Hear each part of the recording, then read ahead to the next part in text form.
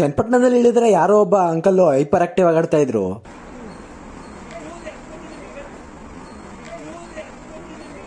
ಅವ್ರು ಕಿರ್ಚೋದನ್ನ ನೋಡ್ಕೊಂಡು ಬಸ್ ಹತ್ಕೊಂಡು ನಾನು ಸೀದಾ ದೊಡ್ಡಿಗೆ ಬಂದೆ. ಇವತ್ತು ಶನಿವಾರ ಆದ್ರಿಂದ ವೆಂಕಟೇಶ್ವರ ಸ್ವಾಮಿ ದೇವಸ್ಥಾನಕ್ಕೆ ಹೋಗೋಣ ಅಂತ ದೇವಸ್ಥಾನಕ್ಕೆ ಬಂದೆ. ಆಮೇಲೆ ಗೊತ್ತಾಯ್ತು ವೆಂಕಟೇಶ್ವರ ಸ್ವಾಮಿ ದೇವಸ್ಥಾನ ಓಪನ್ ಆಗಿ ದೊಡ್ಡಿಲಿ 3 ವರ್ಷ ಆಯ್ತು ಅಂತ.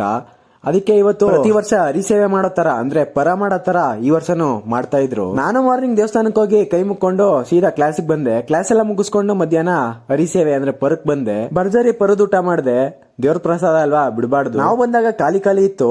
ಅದಾದ್ಮೇಲೆ ಜನಸಾಗರ, ತುಂಬಾ ಜನ ಸೇರಿದ್ರು. ನಾನು ಅಭಿ ಕರೆದ್ವಿ ಅಂತ ನಮ್ ಕ್ಲಾಸ್ ಅವರು ಬಂದ್ರು. ಆಮೇಲೆ ಅಲ್ಲ ರೂಮಲ್ಲಿ ಇದ್ದವ್ರನ್ನ ಊಟ ಐತೆ ಬಂದ್ರು ಅಂದ್ರೆ ಓಡ್ ಬಂದ್ಬಿಟ್ಟಿದ್ರ ನೀವೆಲ್ಲ.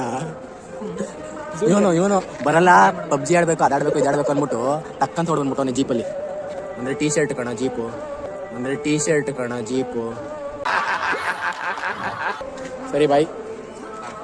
ಪರದಲ್ಲಿ ಊಟ ಮಾಡ್ಕೊಂಡು ನಾನು ಬಸ್ ಹತ್ತದೆ. ಇಲ್ಲಿ ನೋಡಿದ್ರೆ ಪೂಜೆ ಕುಂಟ ಎಲ್ಲ ಆಗ್ತಾ ಇತ್ತು.